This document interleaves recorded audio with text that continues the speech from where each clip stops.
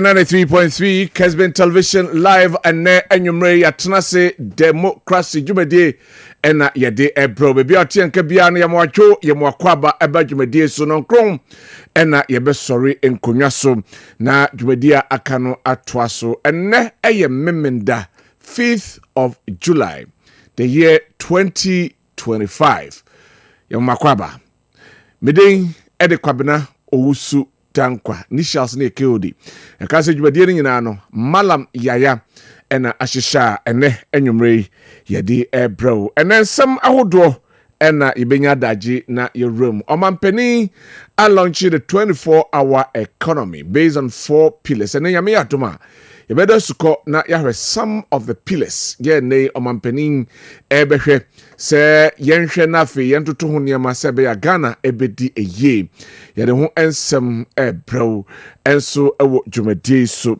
enya nonko yebenya daje na afe yasan address ko na yahwe enano ena the electoral commission edebetu dwa se Ablekuma North say the yame adma if yada eda yanimu ya ebei ena yekoye rerun of 19 polling stations ya according to womono enye certified ose ekoto aba no efoforo womo edidi ni nyina ababonten na de amanfo ebusa se enye nchebe na wotwemienu apem ntemu ani ena a deputy commissioner of the electoral commission ekopiem ewo parliament house na ode ensem kotu dwafa Ablekuma North ho ena wo kire se say polling stations no akamien sape ena ose omoye recollation na afei eba ne sen ena miensa no akodane edu dunkruin na dunkru no kra no enano MP4 a press conference ese womo etiase a enye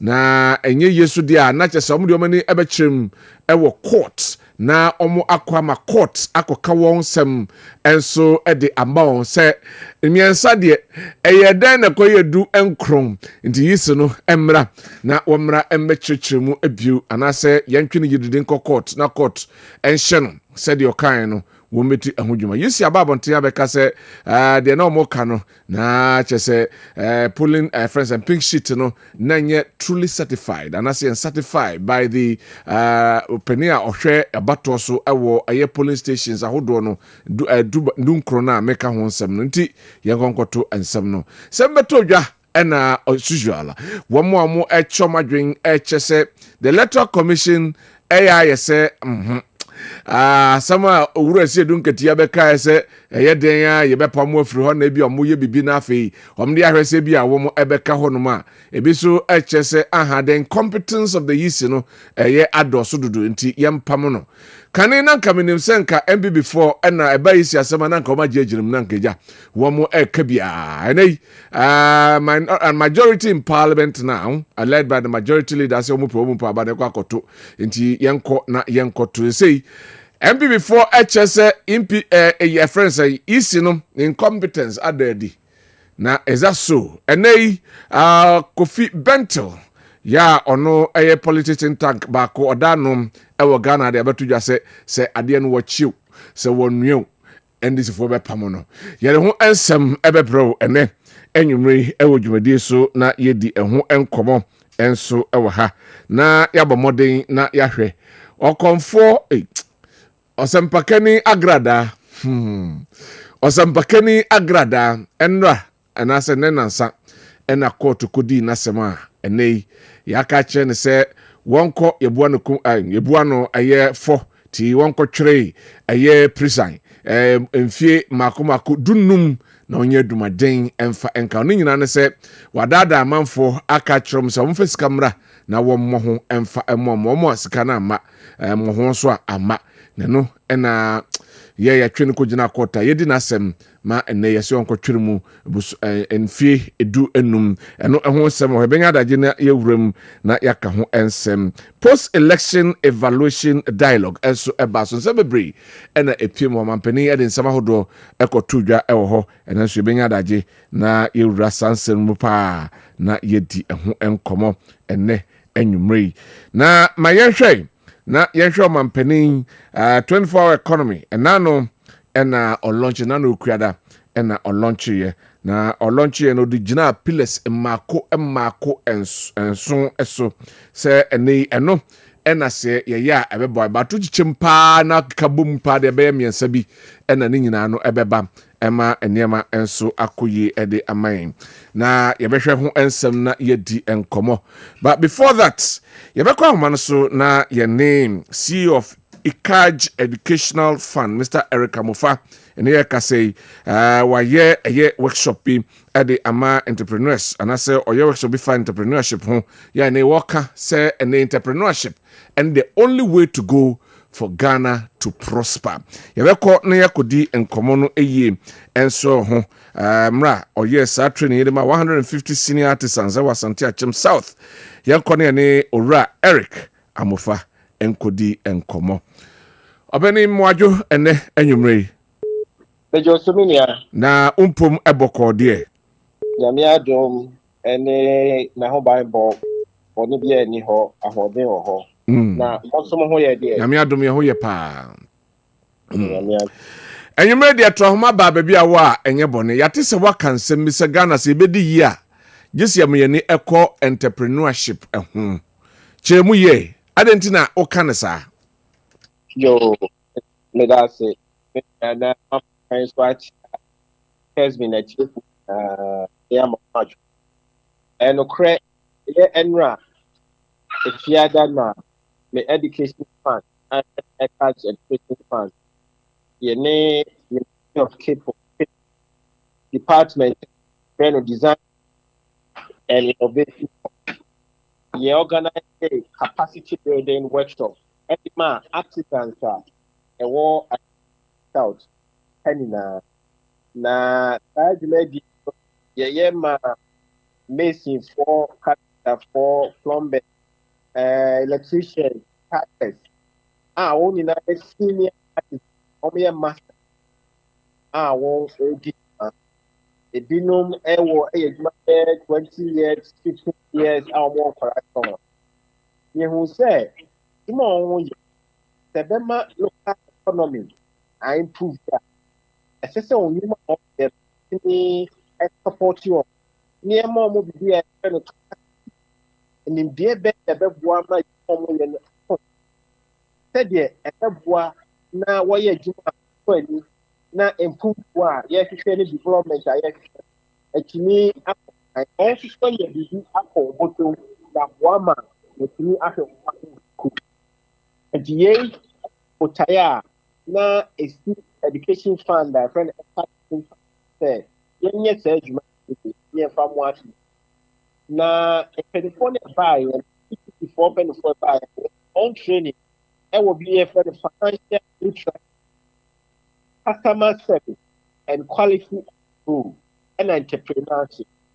Na scientific no Emma sa artisan say a moment to blow pa so ye ne boa me ko ye no eko na sa no ma no e na mo mo say scientific ye bi wa for Kessben na ye wie ye no e na e di tuga say e di mra sisa Emma na ni ko artisans no me nua ko bi to say Mali Burkina Faso countries here West Africa the local artisans and develop communities or chimno yeah Asante Achem South artisans register at 150 less for 44 having their for 20 it is a boundary a point to be back or back the school die of the hospital Asante Achem South and in China ye engage the artisans near Momo Juma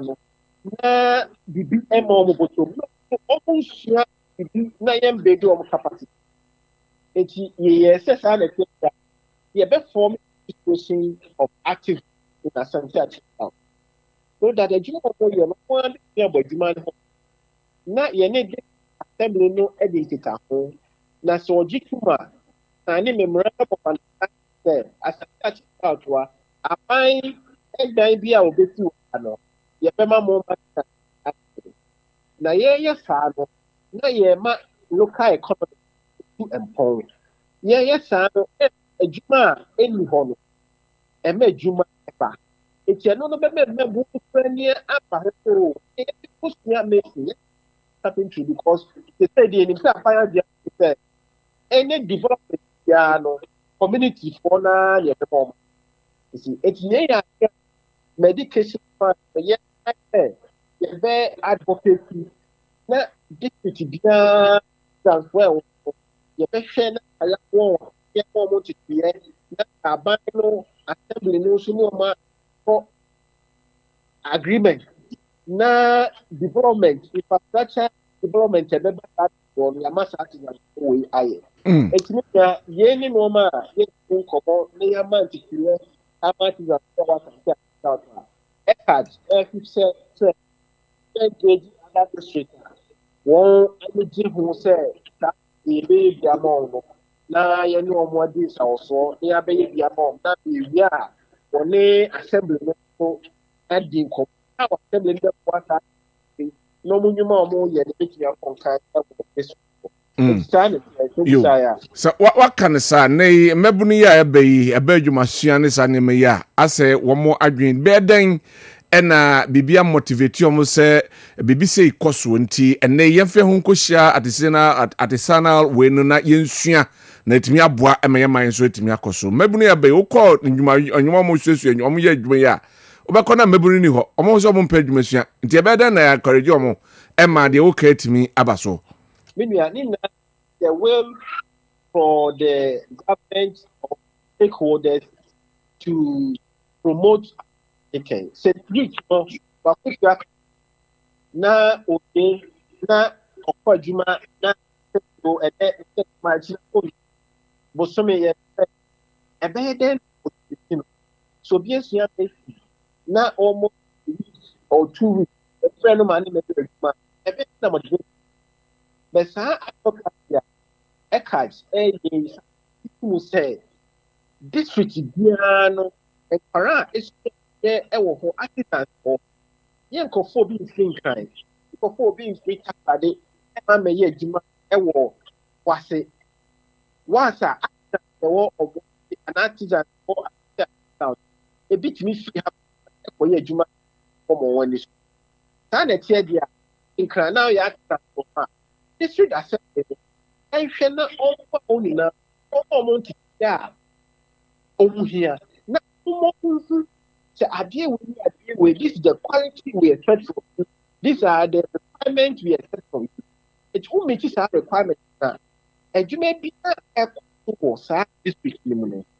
Muna mobe. The sa is any bad. Oh, there yes so you said mana. You have just 1 minute. You can dash. So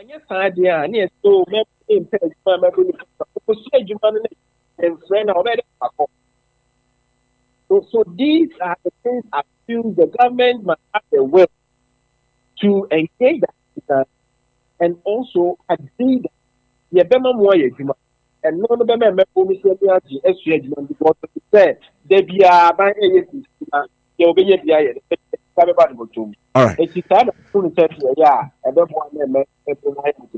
Obene dasi yamisha.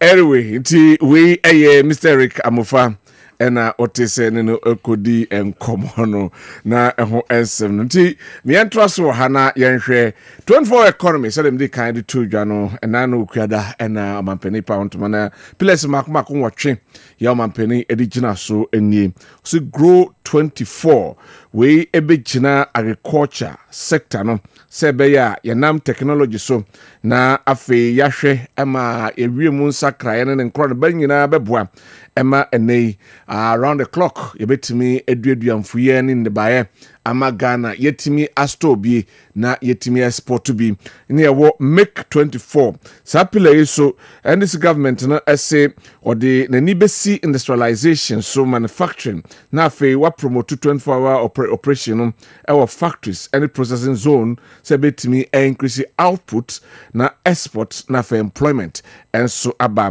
ne ewo build 24 we ebeboa ma constructions and infrastructure development and so etimi aba betimi support na afei yetimi ahwama private public projects etimi abaso titru efa housing ho edema nipa ewo man mu ha. Show 24 ebegina creative art, tourism, entertainment sector we pillar we ebeboa ama culture and commercial activities no etimi ama Ghana etimi ejina ye se be wiase the tourism sector na Ghana enso etimi ejina ye na investment enso etimi aba ne connect 24 we ebe improve digital infrastructure, transport network, energy system beboa ema ene connectivity for businesses and logistics and individuals no ni nyina bibia timi akoye amaye seamlessly eno ehon sem na wo fund 24 we ebegina financial inclusion so policy ebe support banks and fintech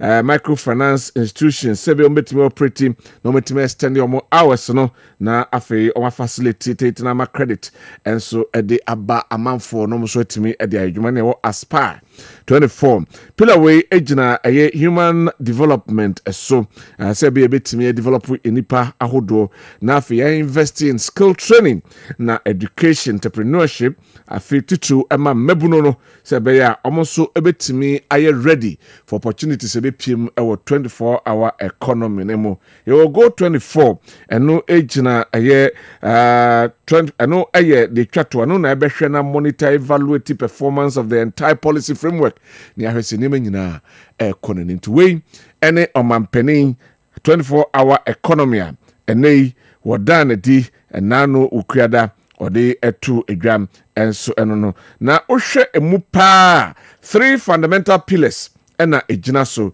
production transformation supply chain and marketing system and a human capital development when the 3 main anema 24-hour economy no enso ejina so ene enyumrei awajafo betrase na yabo modern na yahwe ensem no mu memfa stories ka krabi ngudwa be 1 or 2 bi pe na fe yentoa so enso ewo ha de yatie ene se Ghana fo a Eco School ewo Memphis University scholarship ewo siska ekono enkodruye ema school no edi ultimatum edi abase by 11th of July se Ghana food nim no mama metua the ebc the atn say about 3.6 million dollars and there was a Ghana buying and a scholarship secretariat edi eco na omo eco kotua samna make about $400,000 per and akwa kopiem honoma eno eho ensensem enso eho hanoma ye kabie enso ewo dwumadi enso eso na otoa so ewo hanum se ya Owura Kofi Bento sem de ka de to dwanom was say electoral commission and the deputies so mo chiw so mo nwion and this for be pamomo amom free aye akonwa no so eno eho ensem enso hanoma eno so ya posabia ye de bi enso amamo ene no pay Owura Duji Tomaklo de atudwa se ansana omampeni Mahama eba bontino the 24-hour economy policy no eba no na waye extensive consultation busebusa amanfo agi information nim dia hodo kwa befa so ansana eba ni nyina enso ewo ha ene enwumrei ibenya daje na yewrum menchere ho mamenkoda marriagefo akwaba na enei nyame adoma yebenya Mahmoud Kabori ono a spokesperson edema the Minister for Lands and Natural Resources ono ewa Dr. Barnabas Ade Amanfo Bibi enadodo na freno ono so ewa lecturer Department of Educational Leadership Amstead obeka se Amusted Amstead oha sanso ena Dr. Abraham Jemfi ono so a lecturer ewo Amstead ono so ewo ha ena Kwaku Chumesi a national communications team member and the New Patriotic Party. All of them are seated. Gentlemen, Mama Kwaba. Yeah, Joseph. Dog. Kewidi. Mwacho. Anyo. Unyanya no. Obisi adwe di ese nkeke. Nife nuanu nipa. Me who topics. And I'm here so. Me no nyinya discussion bi okay ni be I'm so come over here did be down especially electoral commission nonsense and I'm so Dr. Barnabas Ade Amanfo and Dr. Abraham Jemfi. Good evening. Yeah, I'm very happy to be here, especially the panel. Oh, okay. He's my boss. Oh, sir. Yeah. He's He's always my boss. He's always my boss. He's always my boss. He's always your boss. He happens to work with me MP. Oh, okay. I'm very happy. Oh, okay. It's attention. Anytime All right. Mahmoud. Kodi. Majoy. Ebru. Nabo there. Adum. Edeyamiase. Afiyezu ka umum. Rezo ka ho. Babu. Kodi. Makwaba. Mejo so minia. Nabo there. Oba ade na de nkwa adum ye tie ho ye pa. Edeyamiase. Right. Yes, I say with the 24-hour economy as usual. Yes, I say from the 24-hour economy. This time we are looking at the pillars, about 4 of them, at least yenchum na yenhwe, about 4 of them, na yenka ho ensem ene enwumri enso ewa 4 of them are yehwe no yehwe the first 4 ya omampani ebo modern eka ho ensem the edikan Build and show. grow, make, build and show. These are the 4 ene. And then the 5 pillars of Islam. Ever 5 people to go connect. If don't connect, Mahmoud Bamisha the 5 pillars. Yes. I'm for say it looks like you have bitten more than you can chew. Because the pillars and Nyama also mototo the foundation that needs to be laid before they take off, Monye, but what the name winning us and begum say the normal political gimmick that politicians always tell Ghanaians. Na yenhwe hwasa maminti o mamu Kodi ma me na wase ma mo baso djuma so amudi ma yemfa nche mu drone ase da PC ma watifo ni hwefo nyina se fidie no doso drume me na nwumere se no bia se Kessben dia eso do no zumu do tie no ma se okwanso nkoso ma me mfa nche mu dru ma me penifo a me no machia ma ne de meye more of learning than speaking na doctor for me no platform that say akoye lecture ma me tell na me ncha me kro mu se chira from place o mo age obia nkoba bia me dru me nda nwumere se dia asantema BBC na je se obia ebonani akokoma are we not beating more than we can chew? Okay, with the one guys out to Abrabum. If your dreams doesn't scare you, then you are not dreaming enough. Okay. So dreaming but I know is when you a change the one there so that you'll be able to strive more to be able to achieve them. I don't think nka omaya in Malaysia, in China, in Singapore, said this should even be your dream today. A name be na ankoye. Da soon be na yan ntem and a motu be na yan tun ntem na amana baby drew baby adri. But it's safe to be it is safe to be your friend it's safe than to be sorry. Into your realization na adepa bi achin ye adepa bi achin na fini so and I don't think we dey die so kese. This is something we could do. Enya reho say ye di dwa ya ye nim se dwadie no moaye se omaya ye timu ade bia ye di chichire man ye bia no nyame di bia che hwe ye kwa bretu timba bia ope bia wo me ya sansi wa hwe kura wa ufie anwea no sesa o so na wie ni mo kwa isika okọ wa yire ne ya ye se ye commercial declaration nanso we nyina no hwe gold ye bisi gold koko ye kurom ha de na so no memam kona kuku gu apaso a na che se ya nika keke nanso we nyina yesesa na ye de ato apampan so na ye de akoma kwasi broni no atufo bo cheje ye kurom ho de ni aka de betimi asankra ni cheje ye wia sika kakra nya ni asa ba fi abeba besia soso na de kura no ade koma kwasi ni yakoto de ono no anu ada ni ani asankra ni ye kogo no ko atufo bo a ni abeje besia in the form of loan ni de akaka kra nya no ho ni de akoto chocolate ye de akoto ho ni aba bedi no kurum ha ye de ukurudu wa ye no ko ni akoto no atufo bo ni de aba ye kurum ha ya bepe besia so ni asa koka refined oil de abegu ye kam gold no ye de beko na ebi ye smuggling ni ade ye wi a na ya two player kwa koto kawa no ane board no na e dia be ware wo kurom ha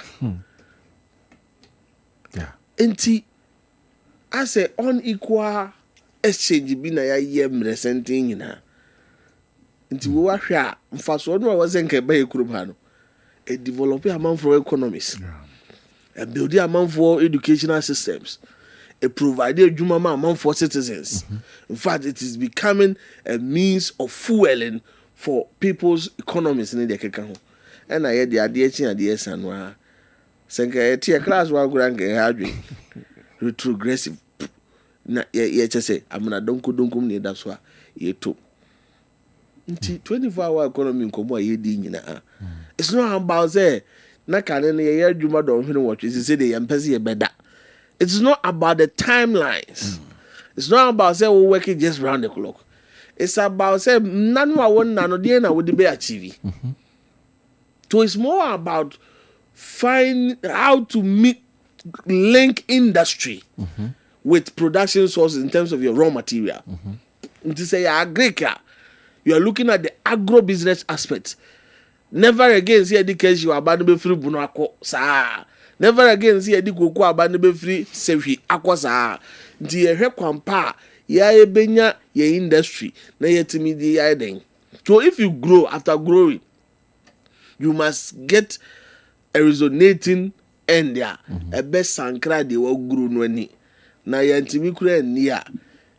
First point of call right the African Continental Free Trade Market. Ya bibrim ha ya keke ho bumaje dwatada ukuro mufu atibi and we obetibanya babedi akọ. Can take advantage of it. Okay. Other people niema bibiri ukuro ha ye ni ya omu hia wa amama piso. Aye betimi ya ede akọ. Ani ye one. They tosum you know. Say ye extractive no so a. Aden there was say you say ye wo sabio ye extractive sector. Ohwe bibi to say the informal artisanal, look at the small scale, and the good of the man no cry chain the last skills. But science systems we ni want to know. Gold board has become a novelty. Dienti nyina ye ni ambre ayebo gold board abaso no because aboa mandra kakwa money gold be fast wakono. And then we are getting a more reformed platform a bit more streamlined. Then the ever only do two good no me no nyina benya so fast will be. But I think that is not the solution, cry. This is just a means to an end. Yeah. But the end in itself, and they say, you do pempen so be yes, gold board what turning in a ye bet me are finding where you chroma. Not necessarily taking the bars out to go and sell. Now we are now at the mercy of whoever is deciding world prices. The BIA decided gold price were abundant, but the end decided jewelry price. Or be an international market or decided jewelry price. And this is why you come dear. You see, this is Ghana made gold thing. No being decided when I would decide to go when I we expert in that manufacturer. It boosts your economy. But what I say, we are looking at a point where you bet in your lenke extractive with a more refined platform where you be added value to it. And so now, say you declare crude deposit commercial. Until you sign be two, now will be about a faco. Near the umu wa hamu bupendu numpe.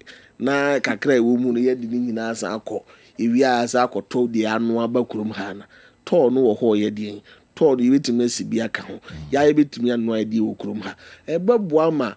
Mfaso be na de bebre nyuma bekriti fango no kura abo betumi aba fom a driver foko me ha omo na we nyina no atima mfaso de abro my Ghana enti ade na achi se sa de empeni se me yenye ne se kane no ya je atum prekope se kane de no anye yi enye amoaye enti ye fa kwan foforo so once is a new thing ayeye no ye nya no said ye peno ahyase no ye benya ohaw baako anami no kwasi no kura wodi no kuro mo benya no na de bia ke ye ba besre enti in terms of frustration we should be preparing for certain external frustrations but say mining nyina said ye nyina sink it say we na beboa no ye ta ba chi ha me sure say ade be entina despite say enya ho nimde na ye so ho da ye pa na ye ho hyehyɛ de ye policy nyina de ba election no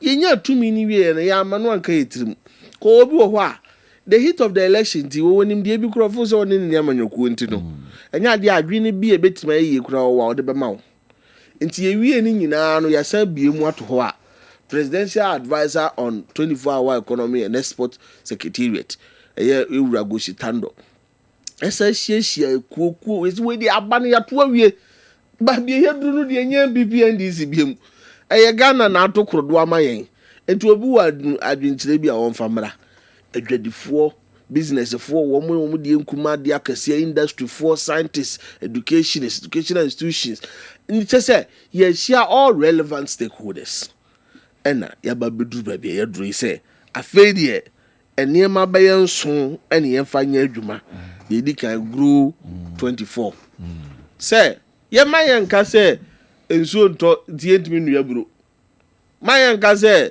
we dey particular crop we dey na mratwam see ye nhyehyɛ pa and this is where issues about modern agricultural practices to say irrigation to say agricultural land banks and the keka ho nyina ye dey bam this is where true meaning will be given to President Mohammed's vision of farmer service centers kuyani no a kanan wotness ya na pharmacies ni kuye twam because trata ura no ye busy a wonya trata no with just a stone through the district mansi ewo mu no hyehyɛ we nyina hyase a wotuma bawura farmer service center akọ procure any service of his choice na waboa we ye say one in fact grow 24 no ka be boa ma sa aita ani so ade hunu esi ani agriculture for economic transformation awie mu peye cause we ani ya ebenya bi edi ye hu hia se different fidie mu ansa na edi na kwa mo de wa fe na ade body ekofa fidie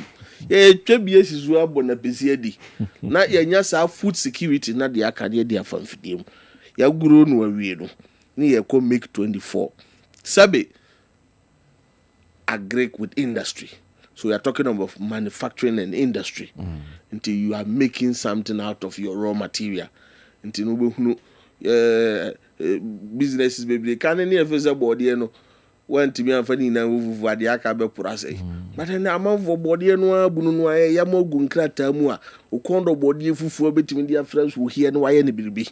But what I say until ade achi mfidie ba ni nim die kosoro kwan bi ebetimi afa so a de ye guro no ebetimi make no na ya make no sa let us me sa na ya build it accelerating construction housing and public works sabe nyuma ya ye kan nyina no se ya ma certain infrastructure and ye nim kan ya nya de be in developing economies the infrastructure gap is as serious as anything because you can have the best health policy, but if you don't have the requisite health infrastructure, nipa no betima nya card ye papa bia obetumi dey access it, but I didn't know where they access it. So the necessary infrastructure construction near there no. I was say me ni so semi kuromu drop on so na was say a per warehouse na nye one constituency one warehouse. Warehouse no so be draw to say me papa je kwakuma mu du aburo nko abetima ye na ma. It should be electoral areas, zonal areas, say, depending on the strength of the area.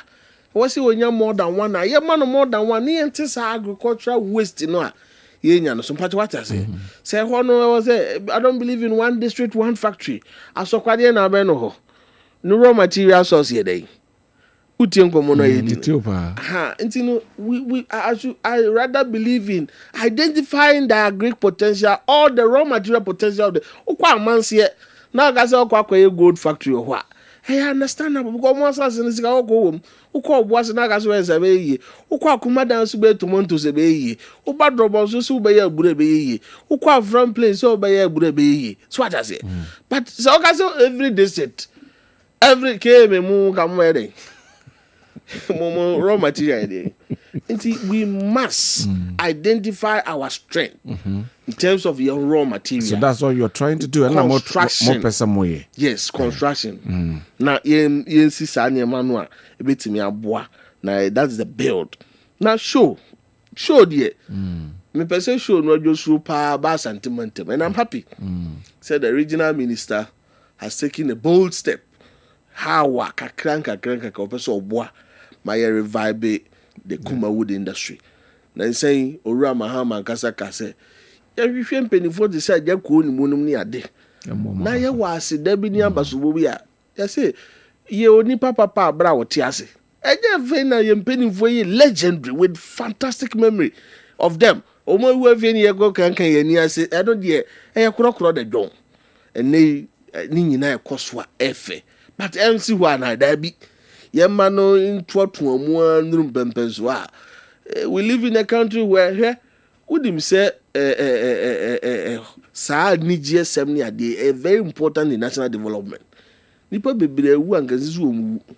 Nipa bebre cover time musu nyankwa because of certain short skits comedy bia na amanfo nke bebre be wu. Enti ade bi ade animonyam anigye na ma nipa timi wura fi na dwendwene bi ni ade sankra sa ye kwampa ye de kire ya mamre ne ya mane preserve said ye tie yesu ne ye bamba bi ye firi ni ba bi ye kon. Very important.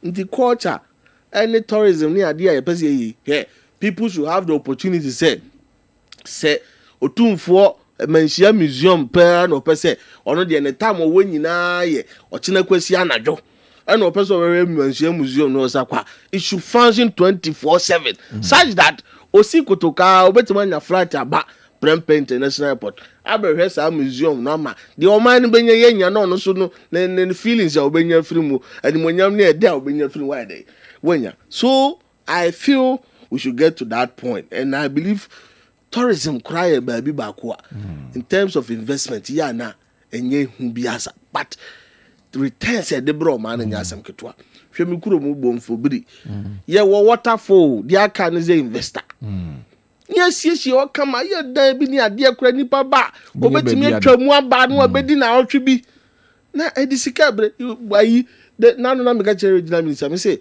ye wo pedua so lodge sika de ma o man nya sika ketwa enti ayi ku my lake hay bosom twi hay rollers dan before dan mo be ye na serve purpose ye pay investors so hu say assembly no kura ho na ye partnership fa ye partnership build, operate and transfer ni si bibi kama said ye nkranfo tibi ko pedua se ko ye critic high level meetings na disika yes we try na bibi ni a disika bra santeman but what I say it is any man nyina ye ntoto ya me feel say show 24 no so betumi there na the twa to okra connect so got the 5 pillars of Ghana share connect 24 dey ye nyina no ya connect ya emwai connect and also we have do strategic connection and then nkra kumase kwan no a major conversation me metina ha se me ya ma mu nipa me be sugar coating that road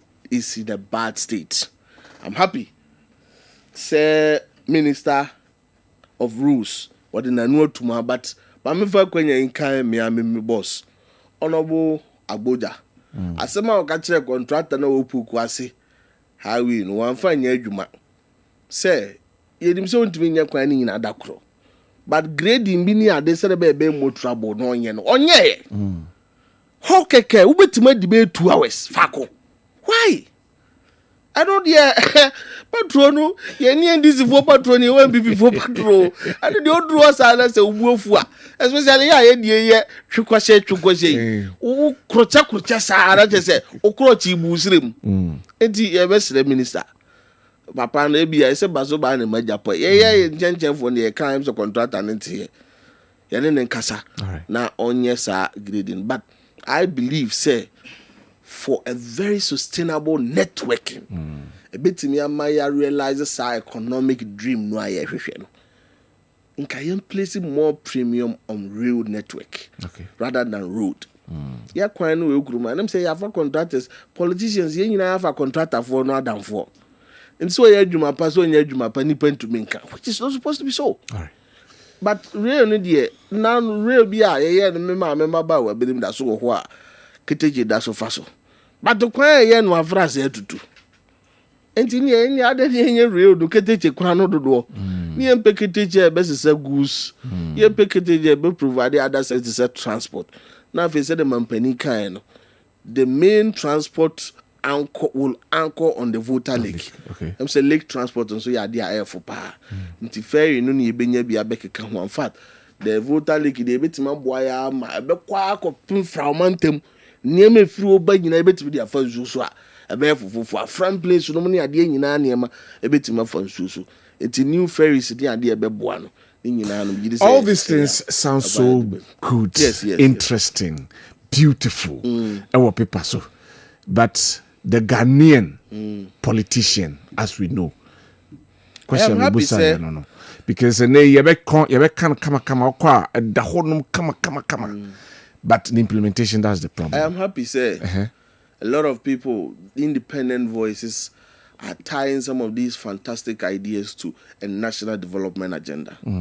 Say, for once, national development agenda, short, medium, and long term. It should be backed by law, enforced by law.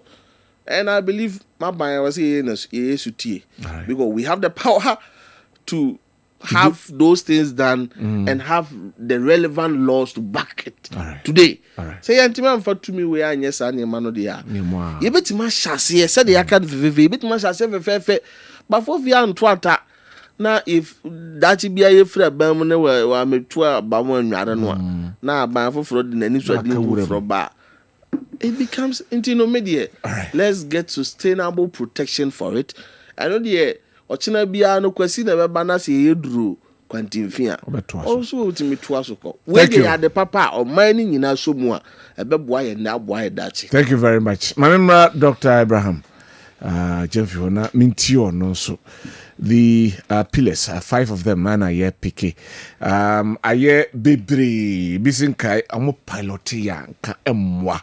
And see a big jamming in our boom all of a sudden looking so beautiful. Baby, we ne bia na cost 90 work because a buying and as a party back on to Bemuda. Sure. Kennedy. I think say just as you said, the ideas are good.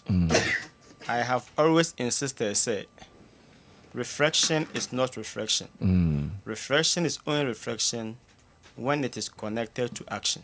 Okay, reflections is reflection when connected to actions. Until then, it only exists in our mind. And and also they will be able to me. Okay. Say may way. Ghana, we have a problem, which is identity crisis. We don't know ourselves. We don't know who we are. Over to me, Ghana, your identity crisis. Sure. You name the we don't know. Yeah. You name your identity. You have lost it. Sure. And until I'm seeing say. The intention of the president is to bring us back to who we are as Ghanaians. And may continue to the pillars in our work on see Ghana for idiot. We should grow what we will eat because we don't eat what we grow. Until you name that we don't know. Sanka when you saw with your Kenya, I wouldn't say and Kobedi Fufu. With your way, I wouldn't say Kobedi way. Ghana for, but there's no food for now. Say where the Ghana for doing any. Oh, sir, the fufu no money, a clean no money, banku no money, and we are all going rice, and rice is young call. I might say the thing in Yamu. Say money. Okay, and Yaman see okay, and Yaman see a foreign rice. Into Ghana for year in terms of food, dear way. And until, like I started saying, the president wants us to grow what we eat. Yes, it's a nice idea. Maybe challenge how we are going about it. If you have to even reduce this from grow 24 to grow 12, which is 12 months in a year, I will even like it. Okay. Because as it stands now, we are growing 24 hours per day times 12 months. I know, sir, just as he understands that challenges to this, say, offer a dinner. Is it at this trying to suggest at this point in time, Nanka Kwani a former door, and now say, into young Bianchi to me and say, you want to ensure, say, through 12 months within the year and a year, the person should be able to grow. Our normal 8 hours a year, Juma Nimpono, in Nabusumi be an year Juma, and Kanukrampono is a good starter. Okay. And don't you know, see, I share from that angle near pushy all year round farming. I think for me it is the best. But the challenges that we have are you say as at now. Galamsi again says in Aboso. So see, I'm sure say there was a farming land somewhere and your forest reserve I had be farming. I don't know. Men travel across all parts of the country. Ordinary voter ho. The voter basin, voter area, honor say you have vast land there. And that is true. And farm plains in Numone, those areas are there. And to say, I know, Yes. in that you say, your farming, you now will go to the voter. Those sides. Because for now, your because Western, yeah, Ashanti, Omaseno. and it's here. No. Jayano magic. Robinson. Okay. Okay. That part of Ashanti, and yet I have okay. Mampon area hon cry. But Krum had see a bay, the assassin dog. Yeah, you okay, you imagine. But you see, where we used to grow, Nanki him say a Ashanti and Western. Yes, I hunting a dear new quacker baby for. We should not be running away from this. Yet here ye can in your Nanki a castle grow, and can cover water and cover a ye can yet he can. And can Zanka Ashanti and the Western ever can. A jaya said Nuntinaja, a Yakasia once as I boo is good we are going to do it. But dear, one can dear in a year, any the commitment. Your country in fact, politicians are very good when it comes to giving us nice name. Planting for food and job, 24-hour economy, one day. You see, they sound nice in your ears, but say ever in reality, no one and no near my cow baby, and I want to repeat, say in the past, na my dream, me say, I'm paying for no 2 bruchira. Sabi umujo mutino Ghana, no more the body no control mokwa. They don't come with anything. Because these are people who have traveled extensively. They see how other countries are developing. Into basic them part the young till now, yet send yeti. And I'm quite yet they see on Kobe. One man I me call Germany and me call we call into quite a day now they buy. So can't Ghana approach Germany, US, even South Africa, Kakara. Malaysia Bishia and me ewo Ghana. Through Ghana, they have been able to prosper. Just a mewo. They have been able to prosper. I sat here to tell you, Ghana, we are suffering from resource curse. Maybe a Ghana will be and you do here. The Ghana one mum you do I need do here. Your oil in Sinyabi and fan fuel. You are sassy. You want sassy, you never be near Gianni. You will good. I yesika, so yet is a castle so a comedy. That is the point. And yeah, still. First, I can get causes a woman. You what a question now, but the beer no was a sack. Just I said, be a director, you necessary on a local restaurant on Belgium and what on fish and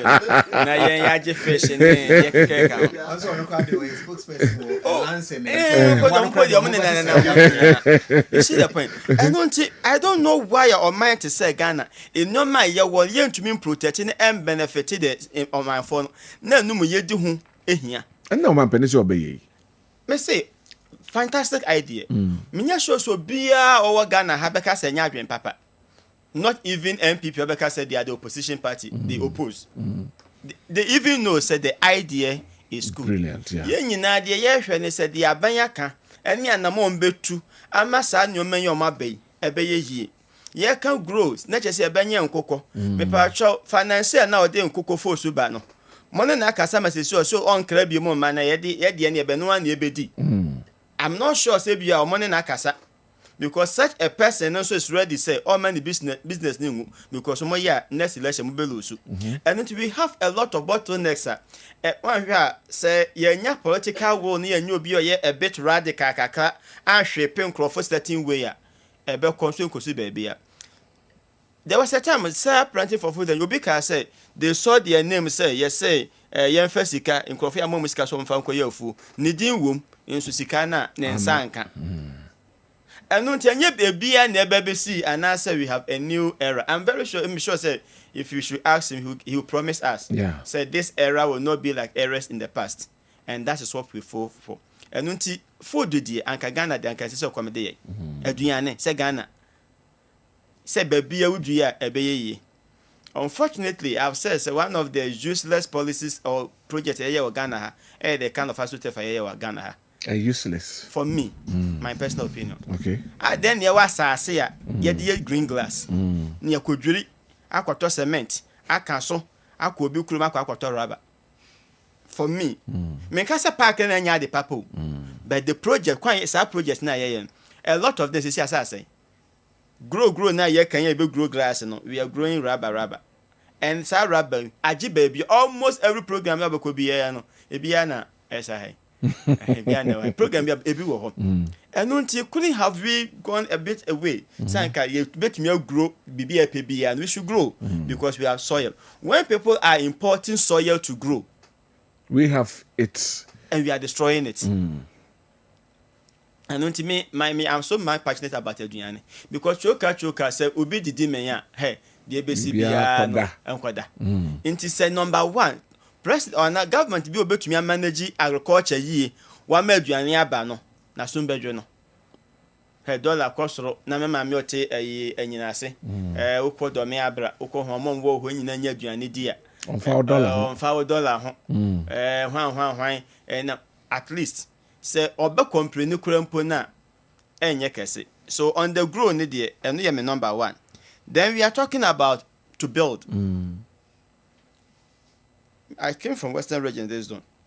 The whole of Western region rubber plantations. Na mimi say then na ye the rubber ya Ghana.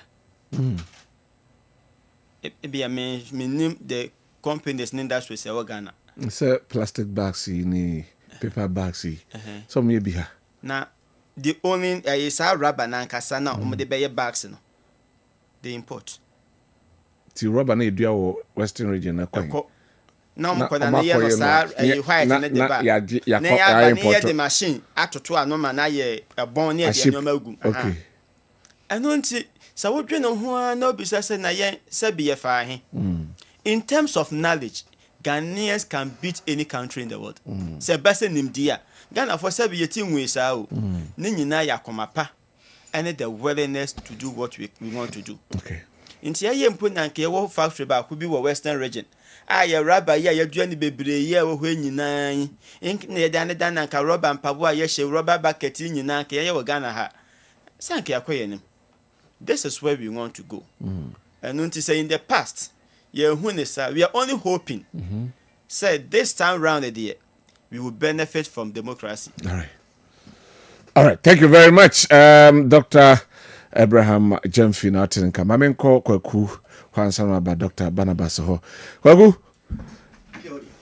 Ma Yanre, 24 economy. Namosi and materialize. Say they have laid down the framework no enomudi egu no are ready for take off. 400 million scan our mampeni e de ahye ho. Uragusi dano e kasa say about 4 billion and ene also modi shim na etimi aye adwuma. Ebi say it looks like it is model like the one district one factory.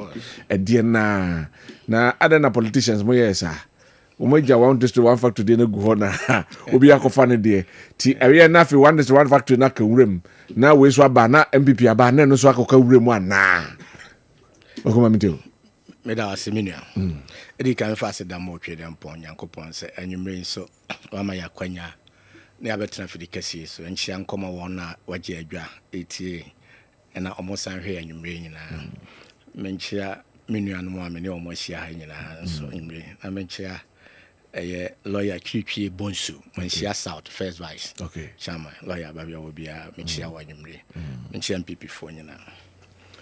Minia, Edikai, Minia Molo Cabore Casano, Nami fee say, me besame Honsen Bibre say, so I show 24-hour economy now. 2024, Womujina Simpi so catch you know, and some na walking yana. That was the question. And me busa se misa na me busa me ho.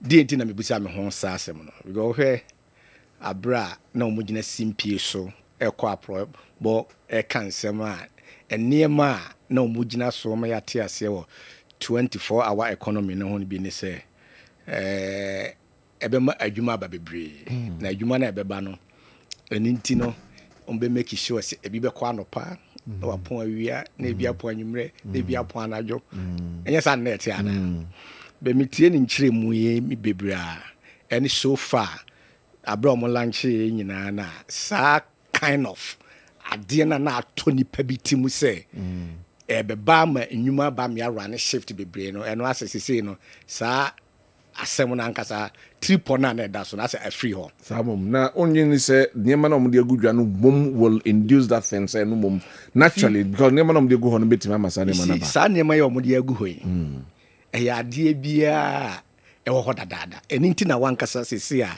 wo kasa no wo kan say o si ebinim say e one district one factory no ho bia na ne yomoka na obuza say politicians there ada na yomosa no kure wo mu ni say ye won once na be a friend pobi ene won wa bi nso a friend pobi ye wen wa pobi ye nwen wansan pobi into politicians ye ntesa ye nye pepepe mba do ate ase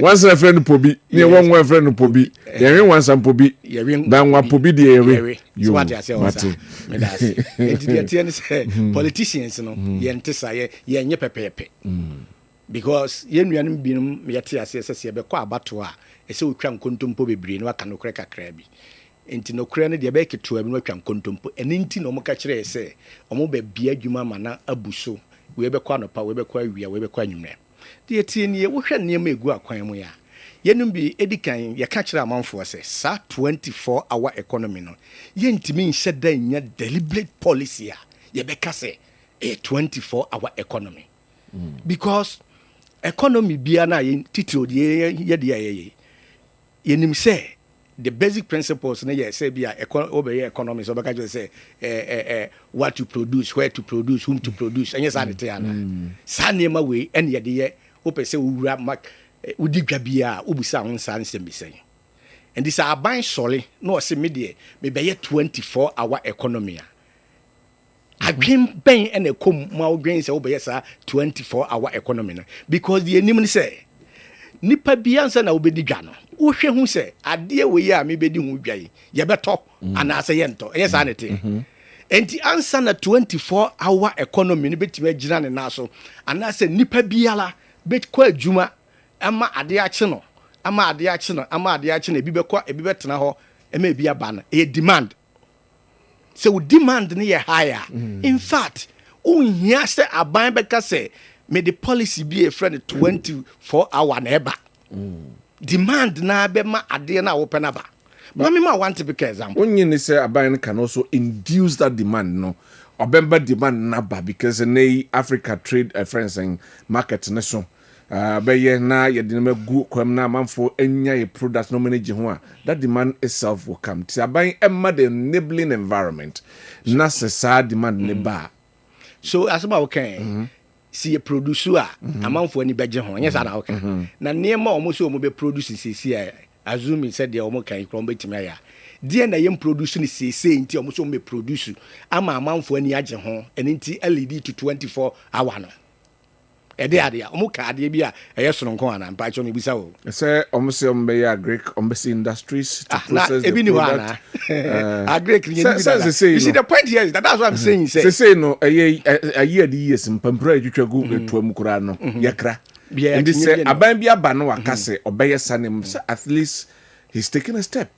What I'm saying is say demand na wo ho and no ability me pa cho sachet water ya no me aban ben and the share that deliberate policy say obi ankonum sachet water amanfo na hu say demand na high no and obi afa ba bia oye bi obi enya sa na te ana enti aban bi nhye ana enya aban bi nhye edru festive season bia hwe wo mo a aye o ton ne ma no because onim say satem no anije wo krom nti anije wo krom no de den ya nipa anya den enda in fact udu ye hono ma sumankwa hin lane efi kro from e be si ashtan udu hono ma akomia owura bi ono ayi ho fried rice na mu bi akomia any those deviation no am hono edru festive season a omo nda even kosua wura pra sa man kro chi kosua kra ona because nipa na tena bonte amana ade ache endo na nya aban.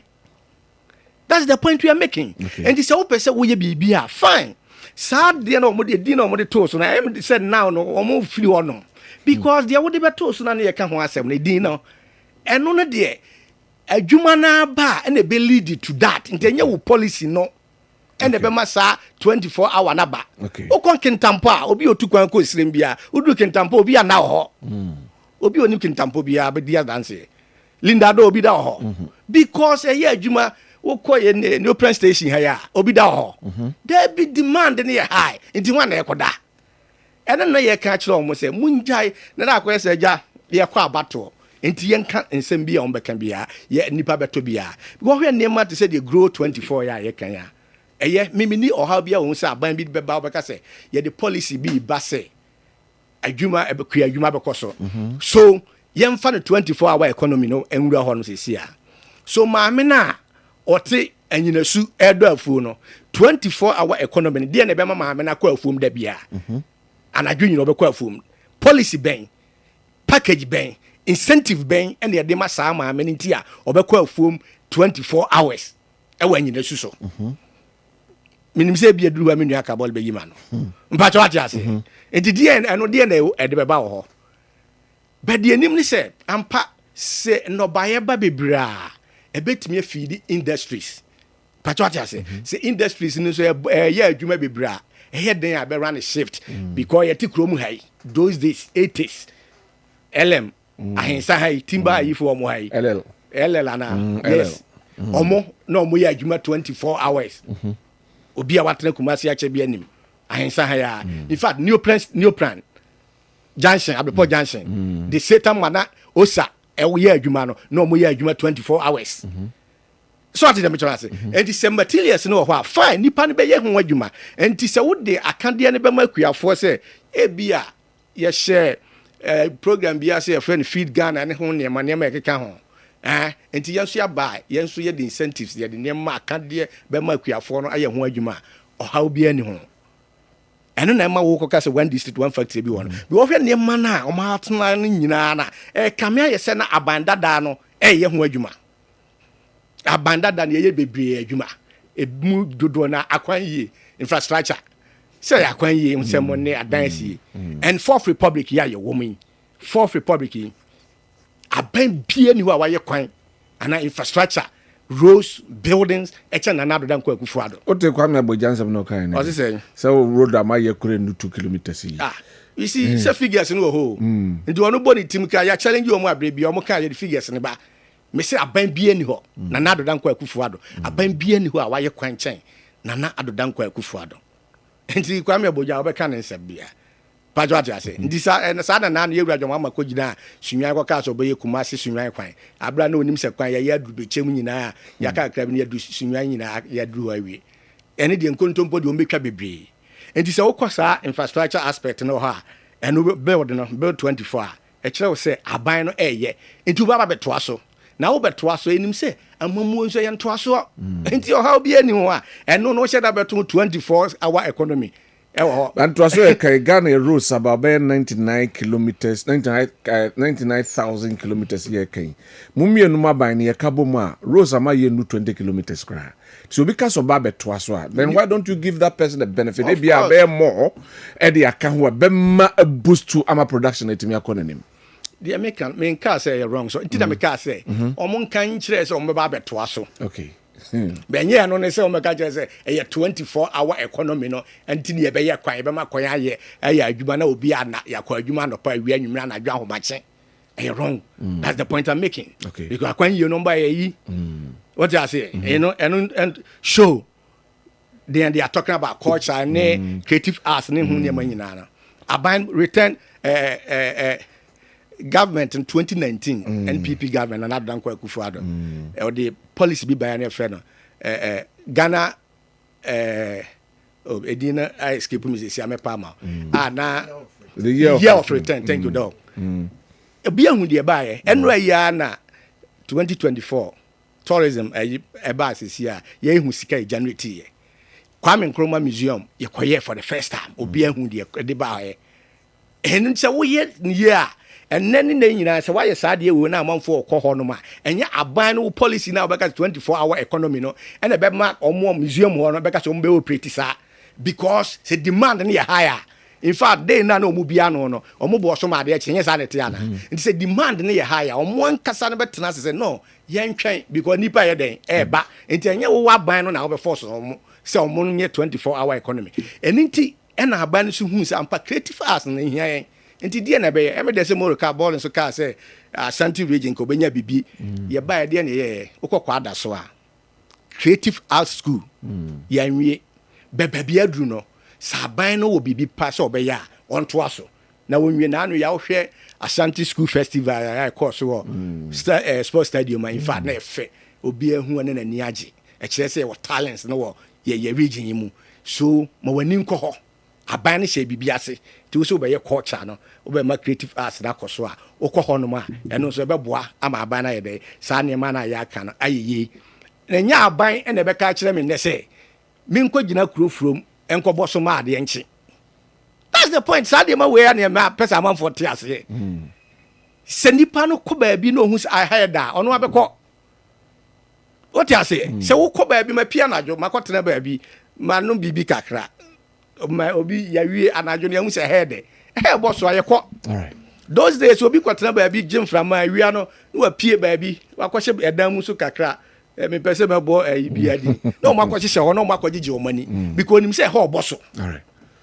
Ho boso enti yem pese aban no be yese me the 24-hour economy ni na eba enti na ma sa ne ma we koso because sa ne ma ni nyina no bi no koso dada o system num koso o system num dada obi anim kumasi ayete anim radio station mo sha ase wa ha those days na ye GBC Garden City for nkoan tama mo pe mo pon a na o masa ba na adopa o take no sha ase ba mo nyina mbeke ka fe the demand na ye high pon we so bi be san be de abeto a obi amfa meto enti ese obi ade na fidie si so ma de eche alright si yate ho ase a ye be hu se niema na wo system no mu na be lead to what 24-hour economy.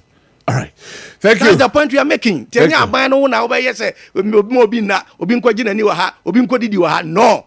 Right. Demand na e higher, supply no so be dey e be adwuma. Thank you very much. Dr. Amanfo. Mametiu, 24-hour economy launched. 8 pillars na omudi gina so. Framework omo gina so. Most of the thing no abeko into 3 basic one. Agriculture one, human development another, and there's another one no kan webetimi abua think infrastructure, and so abua ema akume akoso. Now there's the policy launched, all right, but people are asking, say, I launched all right. Budgets did not have any statement concerning 24-hour economy. Now one launch, no. For the years the government will stay, and I said the president will stay in power, wakwa maybe 4 years, and obeko, if all things being equal, ketpa, as we put it, say 24-hour economy no. Eba beye hwebuada, say ye beye niaka slogan, so say nye slogan bill, eba beye reality. Should we believe the president in what he's saying? And I say the normal rhetoric, say de biayeti no. Ene yankoso na yentre KOD dog asamo but ye bechia ahwefo ne etifo na ki yakase ye de ye dada brese ye maame awo na ye nuano no enti me nuamo mo wo manso me wo famo misuku fa mekere o made wa Amstead omo a mekere o made o baabia ke on adepa minim sa dok wanya sa experience ne da obehia student a wa kere na de na uhu pisen ko be ma good news we bi o ye adwuma na esa hasa ukra hasa why we disappointed as a watcher se wan kere bi ni you so na esu ni you and so be na nyemu mienu mu bia mo mfom so yeah wawie yen retain o mo wie obekọ abonten but obekọ no na akoye hwebuada okoka toda na politicians na koyesa na wa anya course papa na obi anyi sei baya no refi say wo hwe the history of university education a liberal education it is supposed to liberate your mind na bia wase ultimate fit if the economy is not expanding economy no mu expand accommodate over 120,000 students here there ya de gye home na say gross tertiary enrollment ye koyenim but yenye enema saa nipa we ni gitwi sɛ ɔmo free Amsterdam ba ɔmo free Legon aba ɔmo free Winnie baba ye gye wɔ ɔmo na KOD ekriti ade ba akɔpɛ a national security issue yeah unemployment we ase baabia say kosoro especially as a third world country to say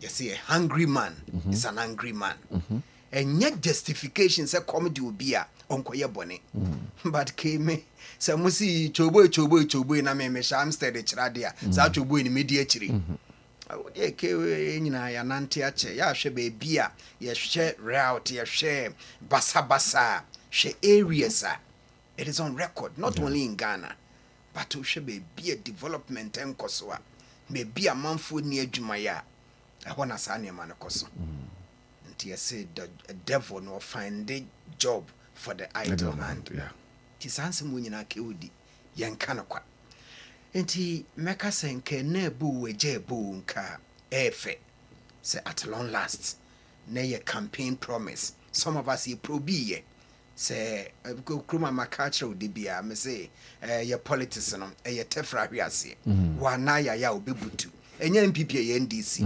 and oh yeah de bia meka bu say ana me de me politics na peden krom hakane a obeso politician e determine school a obabeko politician e determine ka obefo biara ndike oni mitimi kana samse de yakwa so say wanhwe yi a ebi empa wona o ireda so kra ne bo kra politician e determine na wo say on politics you can choose say onye partisan but politics here they are politics there dey na ebia na wonte ase enti prior to election ye probi say na ye key policy for the NDC nti na ye hwe say oh ye background ya na kwete say free policy document say na wo ka ma menhu na dan na dakrata so na yentimi endoso no nti ye hu bi saa but at the end of the day no me kaisa president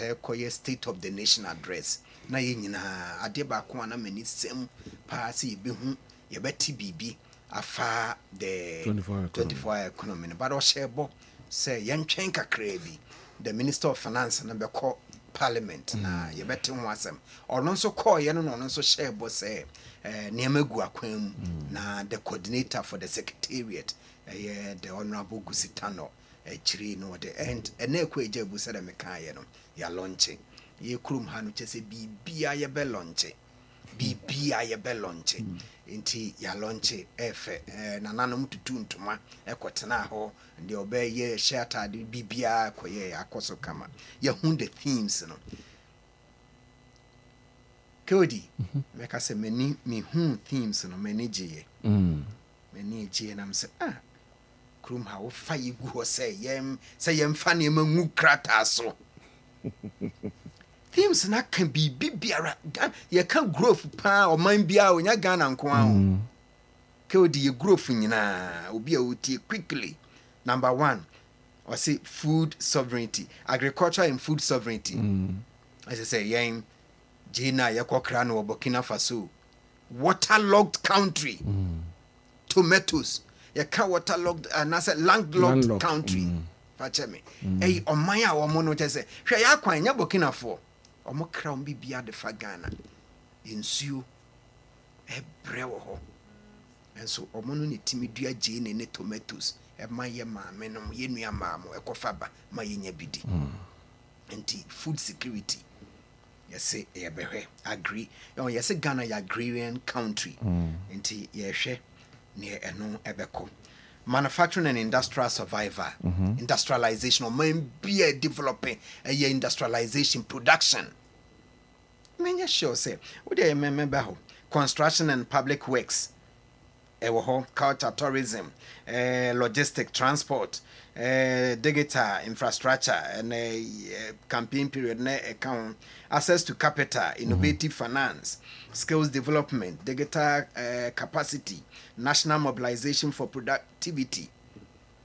Kodi, and some way pa obi see a foforo. Obi a yefra bibi political history. Kedi say wa winning. Opa yen called the political history of Ghana. Yansha 1951. A brother Dr. Kwabena Owusu Dankwa, the leader of government business. 52. And obey the prime minister.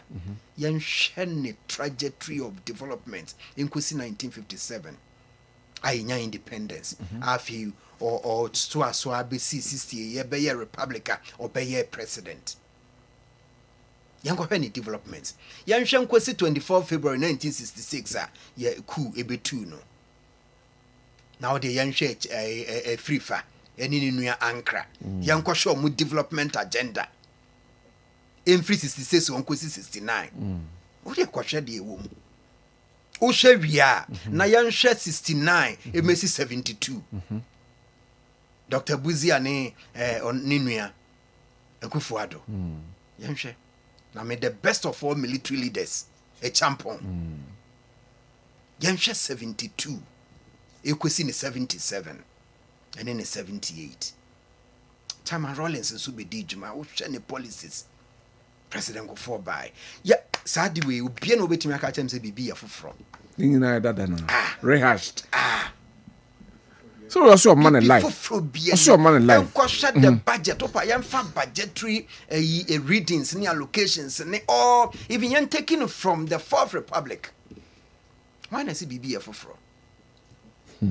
Be anya for agriculture. Yen can't want them. You need Ministry of Agriculture. Into what's the end of for? What's the manufacturing, industrial? Ye Minister for Business Development, Ukruma. Construction. Ye ni Minister for Works and Housing. What's it be a for? And all those ministries, you know, or developing policies, or developing programs. Any what's the logistics, transport, digital wine? For Ukruma. There be, and for access to capital, innovation, finance. Na buying bank, NI be nani jumedi anything. ADB nani jumedi anything. And then this jumedi, you know, EDDD. Sa a year acquire channel for a bank of what's here the BDCK. Micro, small scale a year, Maslock. Nejumedi anything to be see way for floor. Skills development, digital capacity, yes, here for Kroma. National mobilization for productivity. Near making you say, Yente as and Fufrobia. Dadana. Maybe at this life, baby. Near here. The American in Anya say, Bia, a buying way, na may born you. I also may share me funny free history. Near me person making you say, Yate. Ye ready be. Ya chire bi nso. Na asem ni nyina na say political will. Did I make us enya de foforo? Obi nkan timi nkan chem say President Mahama any ni team ni je say ase bibi foforo bi free baby bade bi da entumi nsisa. Obi ntumi nkan chem say ofiri ne mre so no okwa obi foforo bi abeba bibi foforo bi a ase debi. Asem ni nyina ya political will. What the KOD near mammy bobosi near na ye fufro ma what they now say one te dano and I said thematic areas or mokai and catch me. Etimi who way no miss you ready budget that daw. Kosha says a budget and whether and capture sanema we are and the budget and can ready for the on salaries. Because the only thing I capture were higher salaries. Emoluments. Everything here budget and a capture. To be another for. I see. The political will. That's the issue. That is the issue, Okruma. It's not Dr. Abraham Eka. Say a politician see one name to quine. ade fɛfɛ no mu nkohu obi ma so no mo nka bi nkyerɛ yɛn nso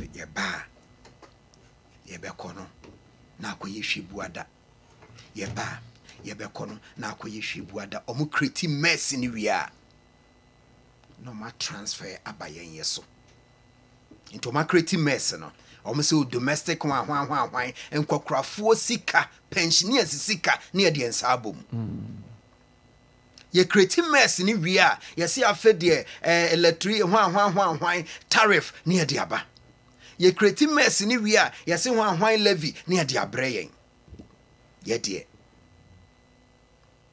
enti kodi sɛ obisa ya alright minhu ade foforo bia ewo ade foforo ye hia eye political will to counter implement what ready budget say when sa secretariat ne beye dia say one ever ministers nyina so what is new anyway 24-hour economy niam amiru na be drive no anya hwe meyere ye nurse ni kwa adwuma najo epon no ndu eno nti se me tena ba bia I have to be very careful hen ye betena to security your energy your energy na tinko into social these thematic areas na industrialization na minua kaborie camp a base of every development also be produce raw materials and they be what they be kwa be balance of trade both say they be against you because about the raw materials and be na dog kan nyare ho say rubber no ye de ko ni akona na adru state ni asa akoto ho e de dollar ni bi akoto de aba ya be kesi ni ye tu oil ha ye de ko na yasako yakona ne akoto na de aba bibia wo hu nyina bitumi na se ye ko kraba and you say political will na nye noa na run Ghana ana politicians enia e de biom na yeni say ba adwene e banim dia ke obi de biom na yeni. Thank you, Doctor. Mamenkai messages na yentwaso. Good evening, KOD. I'm Solomon Jagri from Kunsu. His Excellent John Dramani Mahama is not just creating slogan, but he's putting it in action. May Almighty God bless him. So MPP is now realizing that the EC is incompetent. Thank God. They now agree to the cause of sucking hair. Okay, Solomon Jagri, dear, and we say good evening, KOD, aka Boache, aka Buche, as a near sorry and Quanta, near Unity Oil Filling Station. The EC boss and her two deputy commissioners must know that whether they like it or not, they will be sacked by the NDC government. So they must use these last moments to leave a good legacy. Conducting elections at 19 polling stations in Ablekuma North constituency is a bad legacy they will leave. So they must rescind that decision. All right, yeah, that's it. We as a teacher, constitution we must say or say the NDC should focus on solving our energy crisis by proposing before proposing the 24-hour economy. Until then, it's just a pipe dream. Ghanaians deserve political solutions, not unrealistic ideals. Clearly, the NDC's 24-hour economy plan is designed to line their pockets at our expense. Okay. Teacher constitution, a dear and we also say since the coming of being of the Fourth Republic, one campaign promise I see laughable is the 24-hour economy. I wonder why Ghanaians and even some well-educated people don't believe such campaign slogans. It is this promise which will send the NDC to opposition before their time. NDC talk Kwame Ewo Takwa and all the way are praying. We say good evening, KOD. There's something fundamentally wrong with our educational system. The system needs complete overhaul. We should move away from rote learning and teach to be creative. That is nation building and not a 24-hour economy. Have we taken into consideration the health implications of 24-hour economy? God created man to work in the day to enjoy a fruit of our labors and sleep rest in the night to rejuvenate our bodies. My concern is our health in the long run as a result of the 24-hour economy. Let us wait for the implementation. Asembe Badebi Abraham Ewa Guna Enodiwe Abrain Teacher Kujo Watepena and Susu. As say we have all been following the Electoral Commission's statement about the Ablekuma North constituency elections, where only 3 polling stations were outstanding or disputed by the NDC. In any case, 16 polling stations, excluding the outstanding 3, had already been collated by the Electoral Commission. So why would the Electoral Commission rerun the election in 16 polling stations where whose results have already been collated? I'm tempted to believe that the Ablekuma North constituency may be without an MP until 2028. Okay, and also no. We say master planner. A policy analyst or Kentampo say, how can you do a 24-hour economy with Dumso energy sector? You are killing Ghanaians with electricity tariffs and fuel taxes, yet the light is always on Dumso mode. It is clear that this government lacks ideas to run this country. Okay. Master planner Edie Enono teacher Eric aka Ubia Nyeska Mansoa Treso. We are expecting President John Mahama and his NDC to employ more workers for all departments in the country to run shifts in order to eradicate unemployment problems in the country. All right. Say Isaac Ewotakwa say NDC should not dare shift from what they said about 24-hour economy during the 2024 elections. If they have forgotten, let me remind them that they said 1 work 3 people. I heard Mahama saying 24-hour economy does not mean an extension of working hours. Politics of deception. All right. We say good evening, Cody. Greets BB for me. He taught me English language in a Sansi Bontefu. Hey, I mean, watch your English there. And also taught me conflict management in Amstead from Hubert inside Ahriwa Bontefu. Okay. And also at the end, we SNDC is confused. It doesn't see the need to revive buildings of factories at MPP's 1 district, 1 factory, yet you're bragging to do 24 economy. Andrew Boating wa Pantain and Anapenteng and the way Abraying. We say, okay, Andrew Boating Krona or say Pentenia Kodie. My regards to the panelists. I suggest it is high time scale is used to sell all farm produce to encourage farmers not to stop producing due to cheap prices at peak periods. There should also be factories that encourage the use of the produce all the time to allow stabilizing the prices for farmers. Okay, yeah, that's the Golden Boy Anas Wamamponting. Say the NDC National Propaganda Party (NPP), they are still confused. Their eyes are not yet cleared, especially their communicators and their so-called serial callers. They should quiet over there. Should be quiet over there and see the NDC good government. Yes, and now the way Abraying. Say, good evening to you and your guest there. I'm listening from Ashanti Achimfridian, but I personally don't see politicians, but I see cantata politics. If you don't have processing factories and you preach 24-hour economy, it's unnecessary. It's an unnecessary slogan. Don't tell Ghanaians DVLA and passport office is part of it. Thanks. Okay. MPK last 3 na femimra. A champion Kaukuchi Electricals at Tonsu Station. I will not argue on NDC's 24 economy, but my biggest concern is that they should extend to our roads. They should make it their topmost priority. The contractors must work 24 hours to finish all our roads. That the previous government started, especially my hometown, Joshua Road and Lake Road.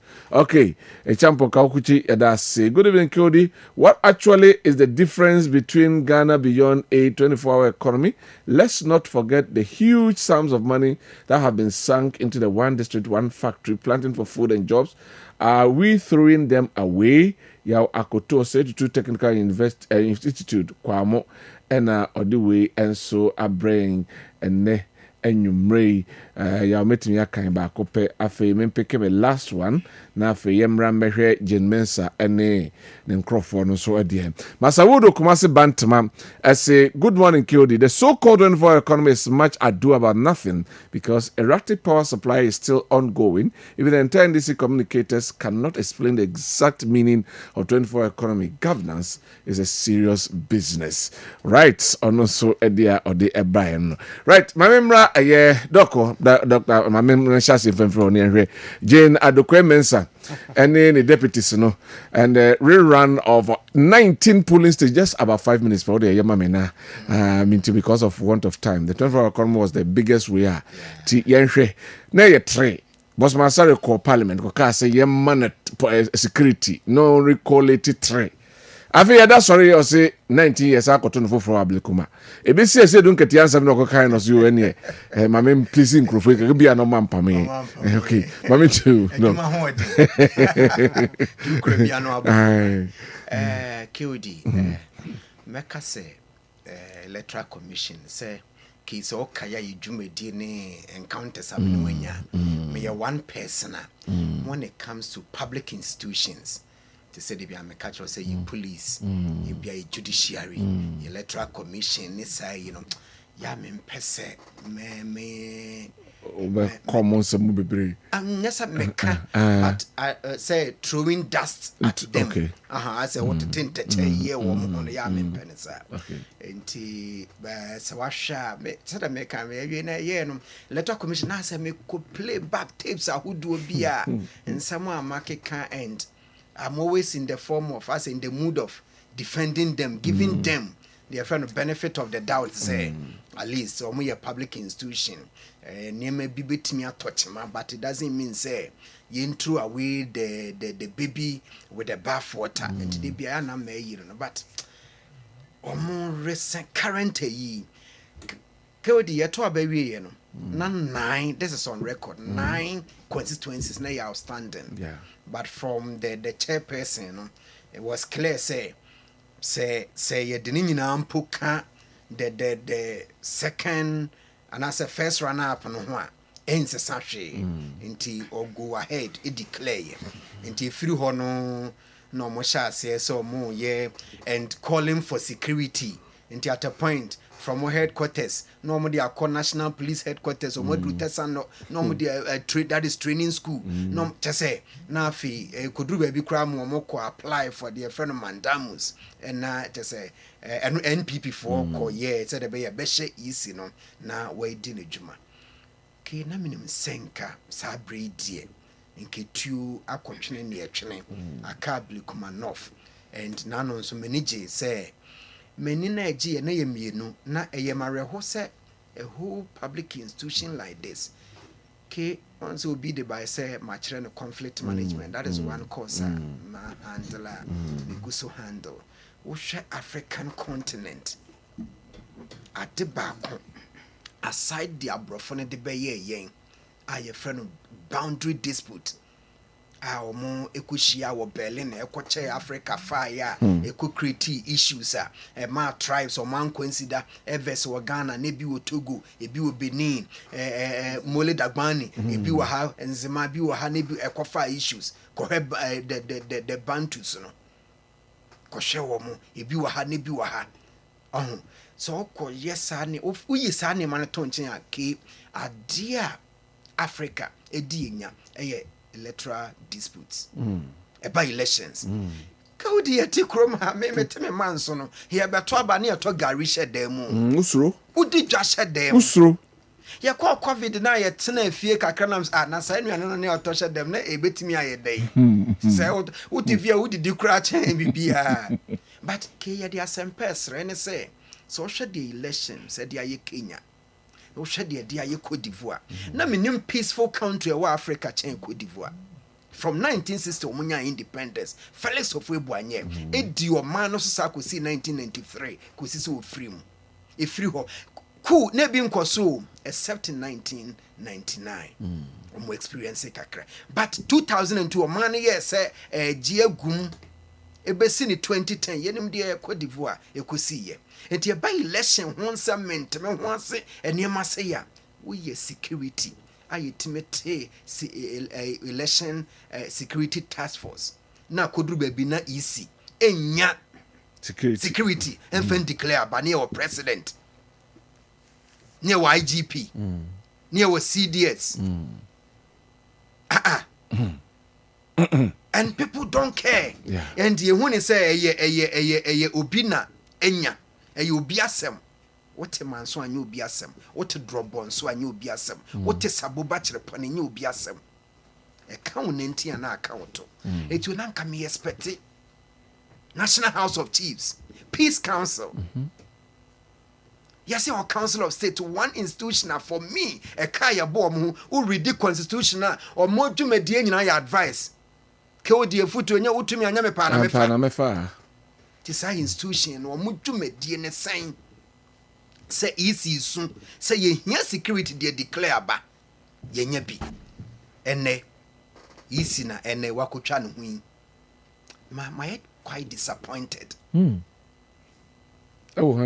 electoral commission nanu ya wote parliament Ghana nyina yɛyɛ ntimi nkɔ obi Dr. Jamfiti ontimi nkɔ obi and yes I mean we need locus no ba bi adache ebi anu akoye MP ba se no ni locus no se okɔ entimu na mugina ya namu na wakɔgina parliament wo ka kyerɛ Ghana fo nyina ama yehu sa aka miensa ɛde na muhia question ne bai ma o kyerɛ security ne ayi omugu so a kyerɛ sɛ do kan no kra de kyerɛ sɛ enne ene mana assessing also mkɔhwɛ 19 no nye certified omo return officer ho no man certified nti nya dia betimi ade aye adwuma bisa obi a wo university wadi HOD wadi hwan ye kasa wo bekɔ academic board meeting ye kasa obi pen for management ye so bekɔ council meeting SHS mpo ye se board of directors board of governors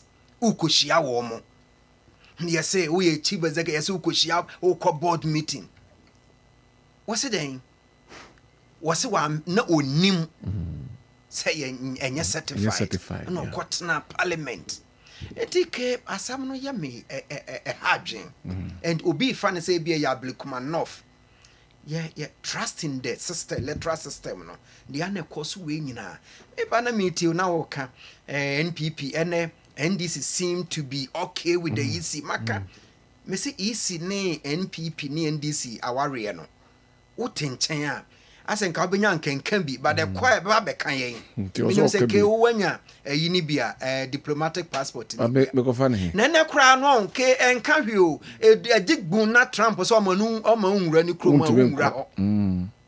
unwura ho enti nyina sa de enka wo se yehwe enti ke ayare hosem se EC asan twa no ho na me kan obai wadwembe o se Blikumanov but ya dia it created some doubts be e wo manfo adwenem nti say NDC happy NPP nye happy na no bi nso na NPP na defend nti omo de ne de akoye oya atwamene oya suru oya on se o ke di me no nam no de me no ye no se chena me no ntem ese ne se wo ne Dr. Jamfi na ma se de anse ma de corona wo sana ba de asem pesre but ya rehosama me call it on institutions National House of Chiefs, Peace Council, Council of State, members. They should step in. They should step in. All right. That issue we ain't me.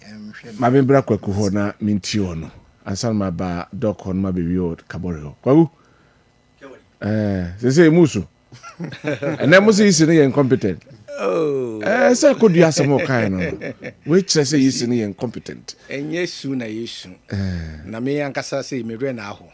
Raho ama ye maame Jemensa ade man because ohwe ye beto from 2020 banyina they were NDC for asia sopa no na maame antimi angina ne naso nenne ase ehu bia be hye ne mu enti oye de oye ya odi ohunu se hu ehu o senche bia na yewurase edu nkatia enne mo sister station ba kon Adom TV also enya nkitahudie ne nkasa ye no mu no na de woka akosia ne se ye maame Jemensa ne na pamfo mɛkyerɛ wɔ ɔmo a ɔne ɔmo wɔ ɛsoro hɔ no kakra no ɔmo yɛ incompetent nti a ɛho bɛhia sɛ ɛbɛyi ɔmo nyinaa firi hɔ menim sɛ no na de hu bi abɔ assistant la ɔyɛ wei di assistant la incompetent na ɛsɛ MPP for so mo ka bi sɛ ɔyɛ incompetent sɛ no sɛ MPP for kora ɛka deɛ ɛkyerɛ ne sɛ yɛyɛ ka yɛni tumi bi a yɛde bɛyi no na deɛ ɔwɔ tumi a ne obɛtumi ayi no ɛne NDC for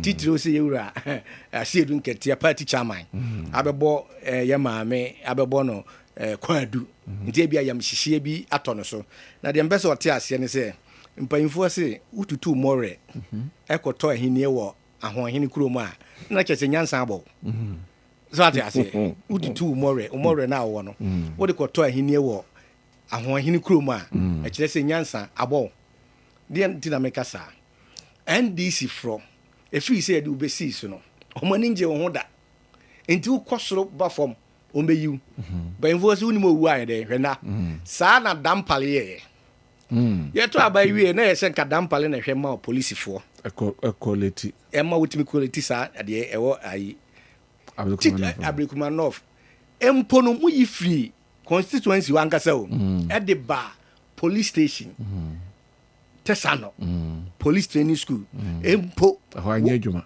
wempo wɔn gentete ne kura sɛ afɛ na wɔn aba police mu wɔn gentete ayɛ mu mutuo kura betimi de aba apam obi oba ho bɛyɛ dede ne nyinaa no dampale ama ho ban na ofi sɛ wɔyɛ NPP for ene ye pam dampale no police for bosi ɛwɔ man we mu ndi sɛ ma megye mensa na adwen yɛ ne sɛ ene ɔyɛ bibi ɛde ama NDC fo ani agyede a ɔbapa ene san dwen ho biem de di na mekasa yɛte ɔman mu yɛ nyina hu de ɛkɔ so Abrikuma North nneɛma ɛkɔ so bebree musim hia police for ma yɛ de aka nyina in fact na nya Abrikuma North nko na mu quality wɔ hɔ about 9 constituencies na mo yɛ amawie in fact Abrikuma North de akra ma yɛ ni nyina manaka polling station me nsapɛ a krom ha obia nim sɛ ana ɔman we mu rada ɔman we mu obia nim sɛ aka me nsa ɛna na aka musim hia police for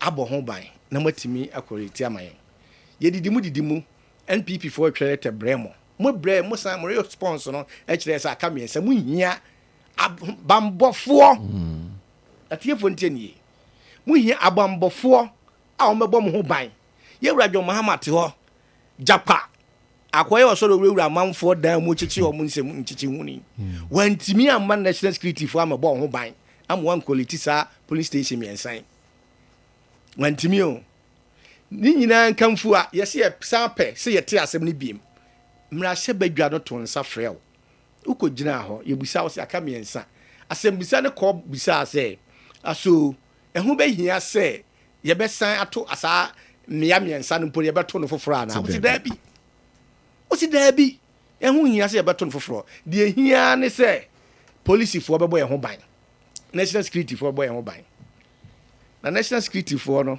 afei deɛ wotane na wokɔ baeɛ a deɛ wobɛka kyerɛ ne sɛ afei deɛ edu nkron asɛmbisa ne sɛ nti ɛnɛ sɛ miɛnsa no polisifoɔ antimi anya ahombambɔ ama wo a edu nkron no mom no mbɛtimi abɔ ho ban ɔsɛ du nkron deɛ kɔtɔ no foforɔ ɛnyɛ recollation ɛnyɛ sɛ kɔtɔ na deɛ na ɛden deɛ polisifoɔ bɛhwɛ wo so from anɔpa to anwummerɛ no ɛno mbɛtimi abɔ ho ban nti ɛyɛ mfa sɛ miɛnsa yɛbɛtimi sɛ ani abere sɛ ɔman ɛne yɛwura dwomahama si yɛn nkɔ hwehwɛ mu 2020 ɔmo yɛ nyina nkɔ hwehwɛ mu no na ni abre sɛ ɔpɛ sɛ ɔbɔ ɔman ho ban na Abrikuma North fofoɔ enya representative wɔ hɔ no ma nti wɔn ntimi nya nipa miɛnsa na we kro mo fa ka bɔɔl nkran sɛ ɔnkɔ bɔ ɔmo ban wɔn ntimi bɔ ɔmo ban I see ne body nti wɔn ntimi bɔ ɔmo ban nti ka bɔɔl dwene no ho mesrɛ wo da sɛ ɔka ayi basantre V5 1,000 na no frɛ from na ɔka ho bi no betimi abɔ nkomo nko betimi abɔ ho ban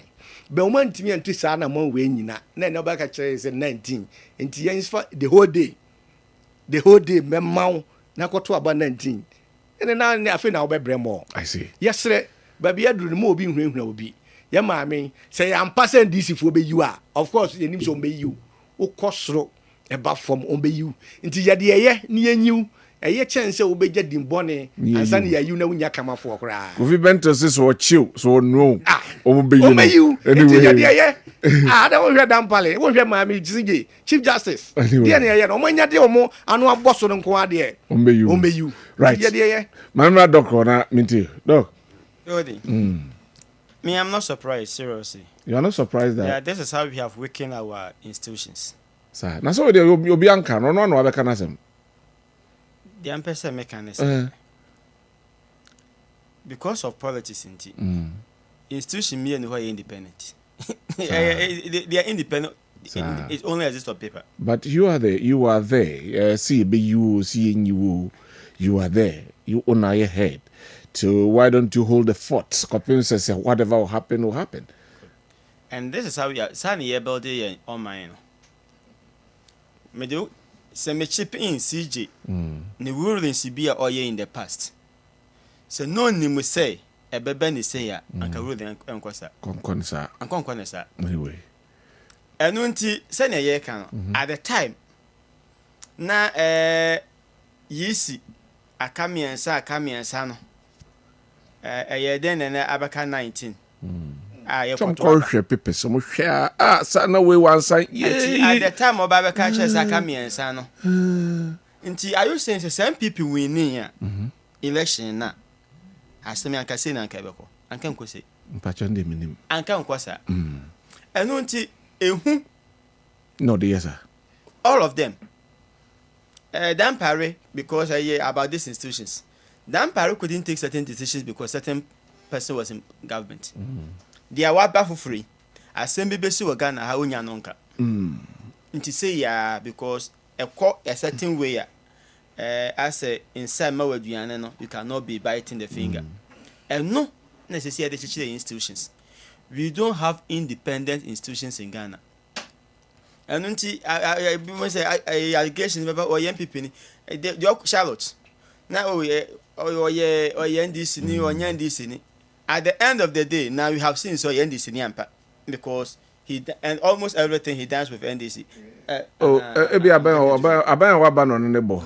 this kind of government America that's the point and so at the time now for all just say or NDC ni I still can't tag as evidence no and until American is up appointment is saying or appointment and until Ghana or 7 Ghana he's 7 Ghana okay over 7 Ghana and until allegations and so your man papa your man position MPP no nkrofo na omoti institutions no so no here omankasa man create impression be say as they are doing the bidding of a political party yenya hu ni so there you become the target all right there be amaka say MP and CPP egu yen Kwame Nkrumah so bonidi for me wunya kwanya bi asa wo serve ya ye wa dwene say wo ye dia obetumi aye nya de CPP for na obeya just be ngu you we die emu na acheche emu ngu yi isi assembly ho we ase ye krokro no emu you PNC wo ho PPP wo ho I said this because of Kwame Nkrumah besin na obi abo Kwame Nkrumah din but how many of us talk about CPP what I don't know what my argument is Kwame Nkrumah die besin na ye boni din da bia ye bo Kwame Nkrumah din ye woni holiday ye ni CPP holiday in Ghana the point I'm saying say obeba kwakuna adwa so it is you as an individual doing everything that you have to do mo bia hu se mami ba yi die waye na dwuma akunwa no won kwase da bia but your name will remain forever. All right. It's rather unfortunate that we have such institutions as say we don't trust our court system, police if trust baby because politicians no ato munyina. It's very sad where we are how we are going with our country. All right. But that's it. Mahmoud. Yes. When you're happy because Mustafa Gandhi I say oyedi amupe and 19 year beto na mo mind this MP form me pozo candidate bia wo so MP bia wo so the people who said we could not blame President Akufo-Addo for electoral violence and killings because at the time there was the electoral security task force and not everywhere everything rested at the doorstep of the president. Sankrofo no to ofidie so nde. Minu Kwaku. Ka say President Mahama must see to the coalition. In fact, provision of security for the coalition. What was the task force is there? The electoral task force no. President nka one way. Principle. A very important ingredient in democratic dispensation. I don't know politicians, Motisa. Stick to your principle. I don't know politicians, Motisa. My principle is the right thing. And then there you could see said, resetting Ghana was not just a slogan. It's a reality. It is taking real effect. Actually, I would say, 7 January 2021 and beyond, Danka Mampani, John Dramani Mahama, Nawe, President, and the people of Sal will get a representative. Get representation in Parliament. 4 good years. A whole area, a whole group of people in Ghana never get representation in Parliament. 4 good years. Indirectly, someone can Ghana home. Meanwhile, Kwaku and your voice are my platform issue. And you think we should sit aloof with Hans Akimbo and watch Ablekumanov go through that ordeal? This is all for go, man. No. Everything was there. So for everything was what? The legislation. That political gerrymandering, that gerrymandering. Who caused them? Who caused them? Is no name say at time or the election, those demarcations were right.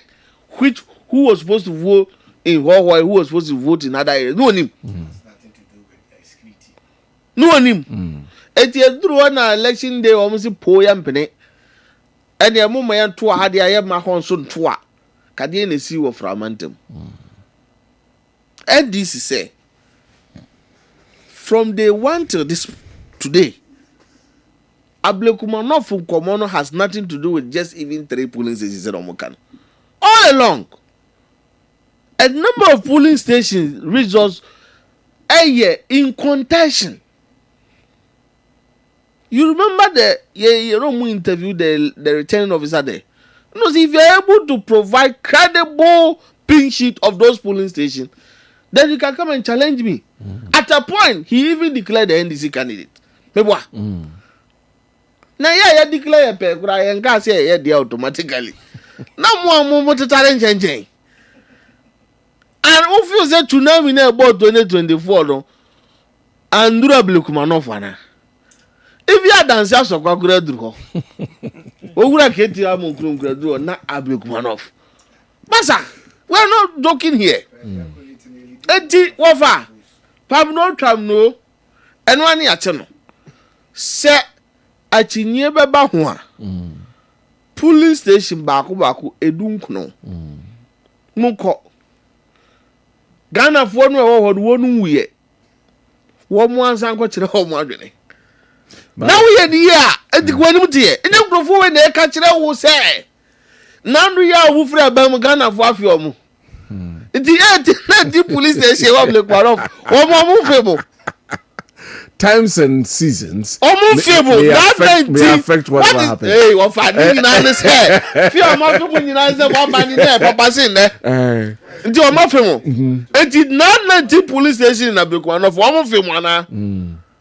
And you have no mark in a say to a banda, then this will lose. So let's go and vote. You're going to test case. I will 19 police station Ablekumanov. Omo camera. And see what is Emrane say. Emrane say ya tuwe. Emrane say isi akwa bonte ako kase akatrepe. Tre no ohiya security ni akoleti. Was it tre no?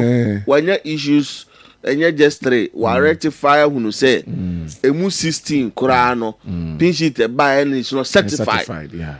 Into what the akatre no and sa 19 would agora as 16 no it can determine to that not to 18 no adenopam no tram we cycle to 19 polling station yeah dear and yet the omuka ni ediso abato komisan de nhihye yaba no na wudi so yeah abato komisan no ote ho no a number of things were why and nya adwene but we dem no nya adwene wei ɛde asumdue bɛba Okay.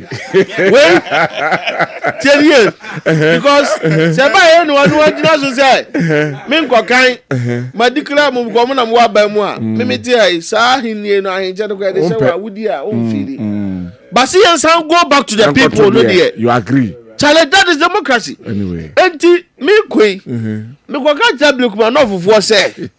Na anu ye nkrofo bi ba ha. Wom se dollar na yete so enye yie. Ene yate so ama na ba 10. Okay. Wom se petrol na yete so enye yie. Ene yate so ama na ba 12. Petrol kra de 10. Ana say this is the 12. Wom se ekromu aduane bo nkos timi mafom. And then at the form team. Wom se inflation be kosoro. And then inflation all time low 13. Wom se Africa e betu abo no kese and then 15% down. And ya tete nyama so ama play take it to kroma. Fisi wani fi what is Ghana ha ya tete play take it so. No was electricity ni water na. Electricity ni water so she say body who tell you I say body amamu body ko to mekuma IMF say ya Okay. quarterly adjustment in Over the buy. and amene Okay. your mama so obey she say pa man so that say enti owura mama de otina dwam a oye no resetting ba mo pese onye obi di saa ne mapa no kese si no so na be so ablekuma no fo dia anu ane mama owura bra obia motoma no kan ya nkrofo bi so mo mpene mo santo ma no. So this is all about voting for Urabna again. And this time, let's vote. Boom, boom, boom, boom. I'm going to be judging you. President Muhammad, Ghana fought to a ban. I'm on a pon. No groupophobia yet. Mr. Blekmanov, young to yama, young Kayabano Krobimba yetum. Anyway. Na maami Urabna said na ho kekatie no omra parliament no medi mama no ni particular position bi a said that konkon e be so wi ni he de ma no na e de be bo abekumafo no stress free no stress free ayi de go once disbursements are sure o mofra no se o mo boni ade abekuma mofra nyina ka wo mu nyina ekoto abai bi edu hwe amoto akohe. But that's it. Thank you very much.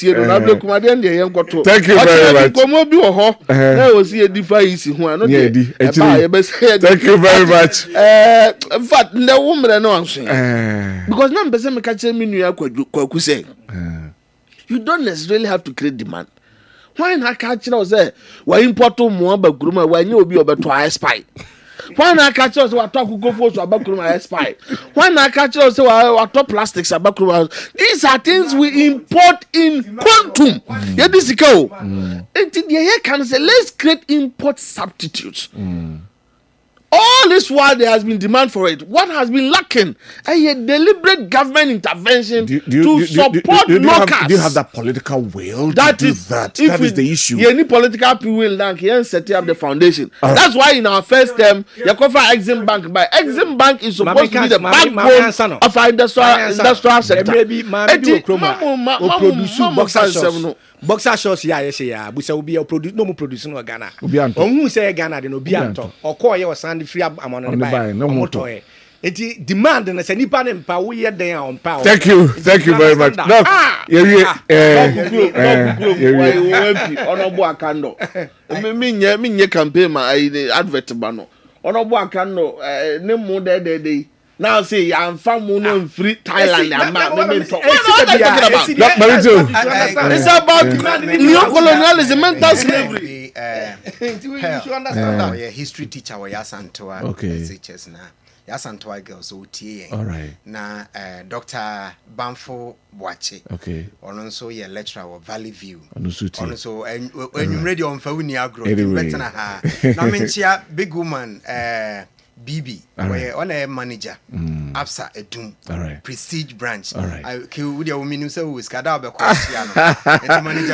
very much, Madam Dr. Barnabas Amanfo, Amanfo, on your lecturer, Department of Educational Leadership, Amstead, Dr. Abraham Jemfi, lecturer, Amstead, Mahmoud Kabori, spokesperson to the Minister of Lands and Natural Resources, and Afe Kweku Chumesi, National Communication Team member, the the MPP. Thank you very much for passing through this evening.